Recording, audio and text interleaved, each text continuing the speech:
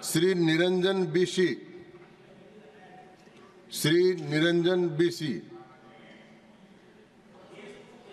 अनुपस्थित। श्री प्रोफेसर मनोज कुमार झा। शुक्रिया माननीय सभापति महोदय। थोड़ा हट करूंगा वक्त के लिए, लेकिन आखिर में अभी चालू तो करिए हुजूर। सर, माननीय सभापति महोदय, अच्छा है हम सब संविधान पे बात कर रहे हैं।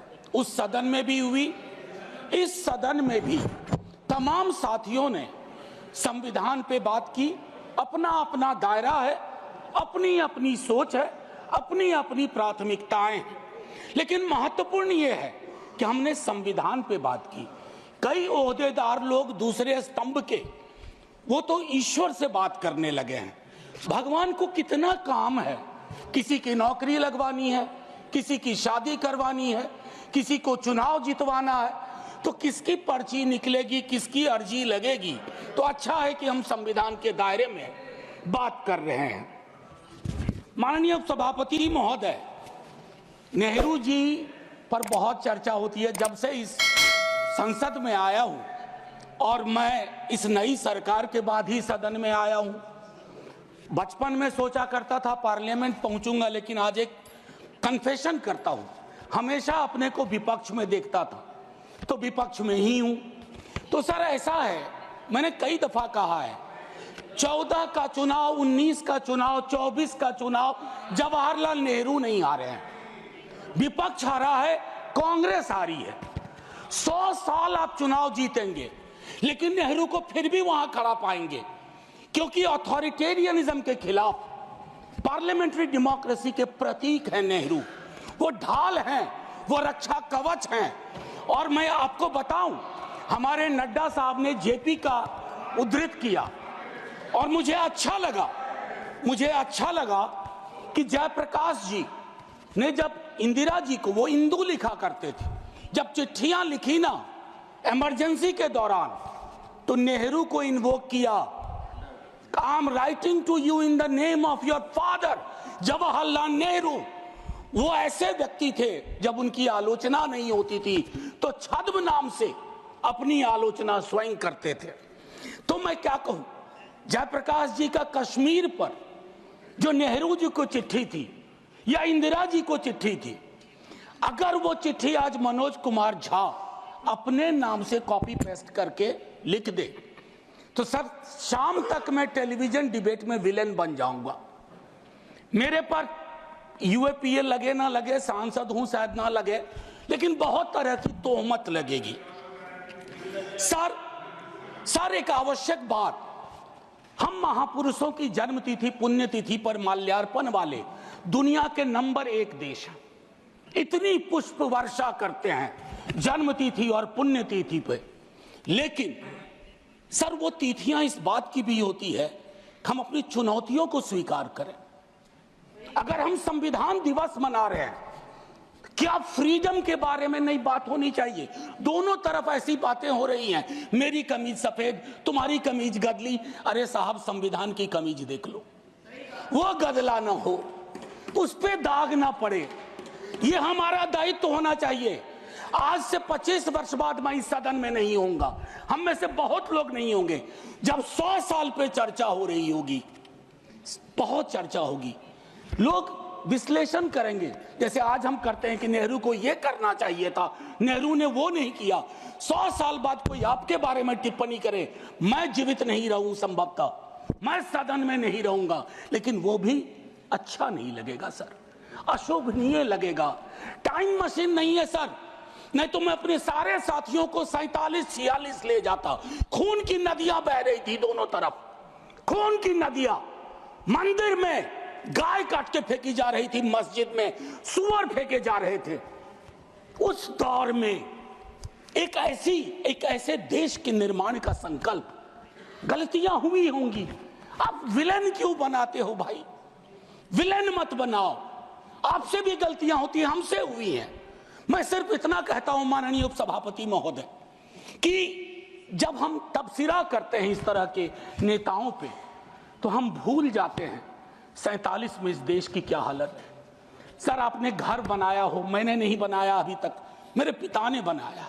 सर ग्राउंड फ्लोर बनाने में सबसे ज्यादा मेहनत लगती है, नींव है वो। नेहरू और अंबेडकर, पटेल, आजाद ने नींव डाली। आप सेकंड थर्ड फ्लोर बना रहे हैं, उन्होंने फर्स्ट फ्लोर बनाया, आप 5 फ्लोर और बनाइए, लेकिन नींव के बगैर फ्लोर किसी काम का नहीं है, ये याद रहना चाहिए। सर माननीय उपसभापति महोदय, हमारे प्रधानमंत्री जी, भाजपा के कई साथी, और चूंकि ये संविधान की डायरेक्टिव प्रिंसिपल्स में है कि यूनिफॉर्म सिविल कोड, सर मैंने विस्तार से अध्ययन किया है, नड्डा साहब ने भी अध्ययन किया होगा, तमाम साथियों ने। सर कई तरह के उस पर विचार थे, लेकिन डोमिनेंट विचार था कि इसको रखो, किसी दिन वक्त आएगा इस पर बात होगी। सर 44 आर्टिकल जो कि ड्राफ्ट में 35 था, उससे पूर्व आर्टिकल 39 क्लॉज सी है sir, about concentration of wealth. Income inequality का इस देश में जो आलम है, हम टाइम बॉम्ब पे बैठे हुए हैं, टाइम बॉम्ब है ये, और ये सबको इंपैक्ट कर रहा है, ना सिर्फ गरीब मजलूम वर्गों को, मध्यम वर्ग को। अभी हालिया रिपोर्ट आई कि प्रॉफिट मेकिंग कंपनीज, लेकिन उनकी प्रॉफिट का एम्प्लॉय के सैलरी में कोई रिफ्लेक्शन नहीं है सर। रिलेटिव डिप्रिवेशन का जन्म हो रहा है। 44 तक पहुंचिए यूनिफॉर्म सिविल कोड तक, लेकिन रास्ते में एक मील का पत्थर है आर्टिकल 39 से, वहां रुकिए, ठहरिए, सोचिए कि इसको, क्योंकि अंबेडकर साहब को आप कोट कर रहे थे सोशलिज्म के बारे में कि वो कहते थे कि वो तो रचा बसा है, सेक्युलरिज्म रचा बसा, मानता हूं, लेकिन उन्होंने नेशनलाइजेशन ऑफ लैंड और इंडस्ट्री की भी बात की थी। मैं उसकी पैरोकारी आज के दौर में नहीं कर रहा हूं, लेकिन ये जरूर कहूंगा कि प्राइवेट प्लेयर्स ऐसे ना हो जाएं कि एक को चादर से ढकने के चक्कर में पूरा देश नग्न सच्चाई से रूबरू होता रहे, ये नहीं होना चाहिए। अब सर मैं एक बात कहता हूं, आज जब मैं यहां बोल रहा हूं, इस देश के किसी न किसी कोने में सीवर से एक आध डेथ हो चुकी होगी, सीवर में उतर करके। खुदाई चल रही है इस देश में, कई जगह खोदे जा रहे हैं, एक खुदाई हम सब सांसद मिलके करें। वो जो सेप्टिक टैंक और सीवर में उतर करके जहरीली गैस से मरने वाले लोग, ये कौन है? ये हम एक हैं तो सेफ हैं में नहीं आते, ये हमारे हिस्सा नहीं है, इसी समाज का हिस्सा है। हाँ, ये अव्वल बात है कि हमारी जातिगत सीधी नुमा पदानुक्रम में वो नीचे आते हैं, उनके उन पर गौर थोड़ा हम कम करते हैं, ये नहीं होना चाहिए। और मैं समझता हूं कि फ्रीडम की जब बात हो तो हम मूल्यांकन करें। फ्रीडम में हाइफन नहीं होता है, फ्री के बाद डॉम नहीं, जैसे जॉर्ज ऑरवेल की किताब में था, all animals are equal but some animals are more equal than others. इस देश में नाम और सरनेम से भी चीजें तय होती हैं। खालिद नाम है, जेल में रहोगे, सुनवाई नहीं होगी। हैदर नाम है, मीरान हैदर, नहीं सुनवाई होगी। इमाम नाम है, सरजिल इमाम, नहीं होगा। गुलफिशा होगी, नहीं होगा। तो ये सारी चीज, एक मिनट आप, मैं मेरा टाइम पॉज कर दीजिए, मेरा टाइम पॉज कर दीजिए, मेरा टाइम पॉज कर दीजिए। मैम चेयरपर्सन, मेरा टाइम पॉज कर दीजिए। मैम मैं सिर्फ इतना कहना चाहता हूं, अभी यहां बोल रहा हूं, मूलवासी बचाओ संघ मंच है छत्तीसगढ़ में, अनलॉफुल बना देते हैं आप। अरे कोई तो तौर तरीका हो, किसान विरोध करे, देशद्रोही है। विद्यार्थी विरोध करें नौकरी के लिए, नौकरी मांग रहे हैं आपसे, और कुछ तो नौकरी भी नहीं मांग रहे हैं, परीक्षा समय पर कराने की मांग कर रहे हैं। आप कह रहे हो अराजक हैं, नक्सल हैं। ये जो शब्दावली लेकर के, विशेषण लेकर के आप घूमते हैं, इससे थोड़ा बाज आइए। मैं कह रहा हूं ये टेम्पटेशन होता है जब बहुत बड़ी सत्ता होती है, 15वें वर्ष में, 11वें वर्ष में प्रवेश करते हैं, लेकिन उस टेम्पटेशन को रोकना मैच्योरिटी है। परिपक्व लीडरशिप की बात होती है। वैकल्पिक विकास की कोई मांग आपसे करेगा तो आप कहोगे नक्सली है। अब मैम चेयरपर्सन, एक और चीज कहना चाहता हूं, मैं पीड़ा साझा करता हूं बांग्लादेश में जो हो रहा है, साझा करता हूं पीड़ा। 71 के बारे में पढ़ा था, अभी देख रहा हूं। लेकिन मैम मैं महात्मा गांधी पर जाना चाहता हूं। नोआखली में जब देश आजादी का जश्न मना रहा था, महात्मा गांधी नोआखली में दर दर भटक रहे थे, restoration of peace and normality, वो दौर था। उन्होंने एक बात कही थी, आज का दक्षिण एशिया है जिससे पाकिस्तान और बांग्लादेश निकला है, हमें इस बात का स्मरण करना होगा कि हमारी भूमिका सबसे बड़ी है। हम बड़े भाई वाली शब्दावली का इस्तेमाल नहीं करेंगे। We are the largest and the oldest democracy. बाकी में डेमोक्रेसी कैजुअलिटी हुई है पाकिस्तान और बांग्लादेश में, संविधान तक नहीं आया। लेकिन हम अपनी अकलियत के साथ कैसा व्यवहार करते हैं, तो हम कह पाते बांग्लादेश को learn from us, to Pakistan learn from us, this is how we treat. लेकिन हमारा रिपोर्ट कार्ड अगर उसमें कमियां रहती है, मैं Sit down. Sit down. Sit down. Ma'am chairperson, my time should be paused. Sit down. My time should be paused. My time should be paused. My time should be paused.